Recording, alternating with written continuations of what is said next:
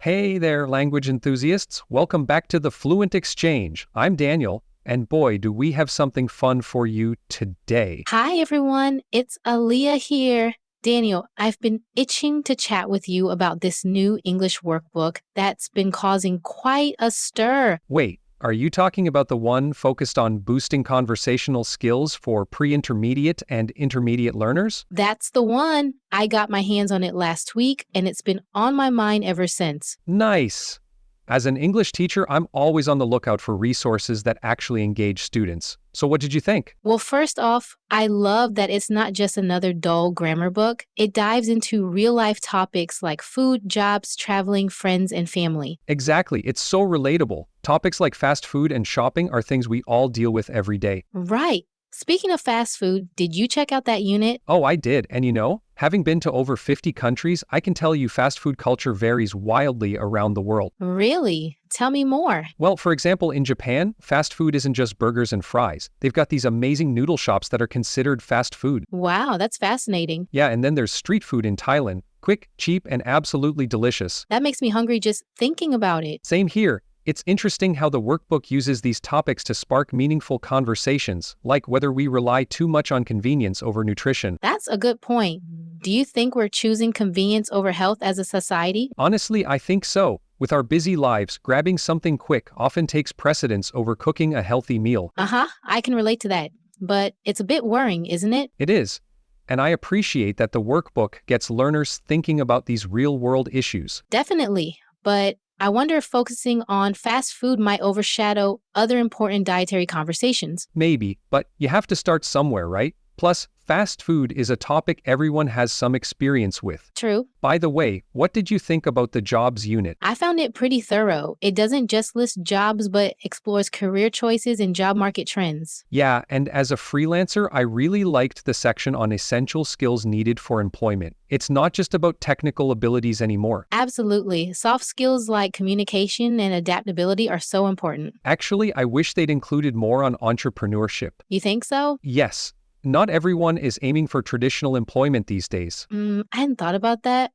You're right. Entrepreneurship is a big deal now. especially for younger generations who are looking for alternative career paths. But do you think the workbook might get too overwhelming if it tries to cover everything? Maybe, but it's important to reflect the changing landscape of work. Point taken. So, I guess the traveling unit was your favorite? You know me too well. I loved how it encourages sharing personal experiences. And it builds relevant vocabulary, which is essential for learners planning to travel or work abroad. Absolutely. But I noticed it doesn't cover travel safety much. That's true. Maybe they wanted to keep it light and engaging. I don't know. I think discussing challenges makes the learning more comprehensive. Yeah, you have a point there. Overcoming obstacles is part of the experience. Exactly. The friends unit was quite interesting too. Yeah, focusing on different types of relationships adds depth to the conversations. But do you think it's a bit too personal for some learners? Possibly. Some might feel uncomfortable sharing personal details. Especially in cultures where privacy is highly valued. Right, it's important to be sensitive to cultural differences. Agreed, but overall it's a good way to practice conversational skills. By the way, did you try any of the interactive questions in the family unit? I did, and they were pretty engaging. I tried them with a group and it sparked a lot of storytelling. Oh, that's great. Yeah, but again, some people were hesitant to share. Understandable, family dynamics can be a sensitive topic. True. Maybe providing alternative topics could help. That's a good suggestion. So,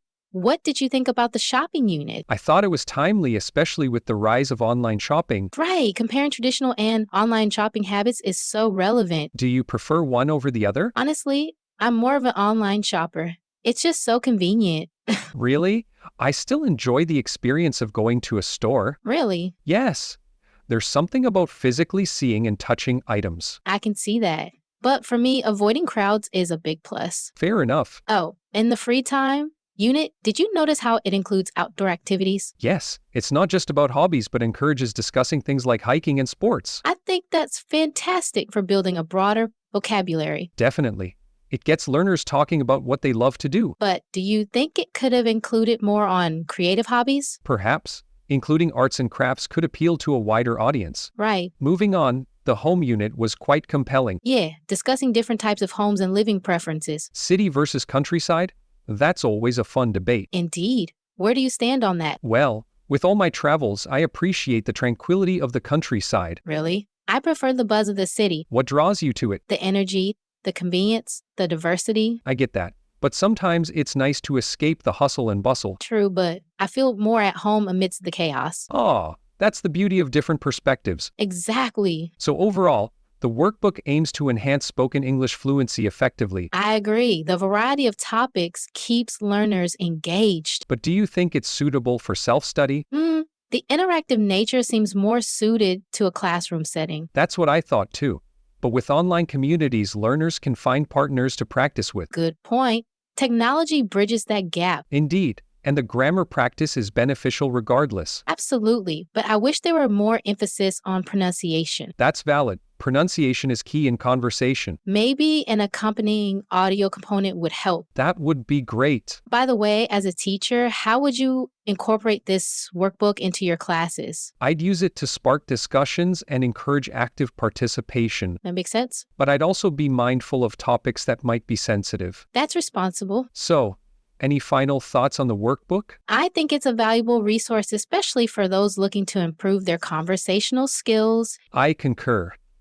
It offers practical vocabulary and engaging topics. Perhaps with a few tweaks, it could be even better. Agreed. Well, that's all the time we have for today. Thanks for joining us on the Fluent Exchange. Until next time, keep practicing and stay curious. Absolutely. Bye, everyone.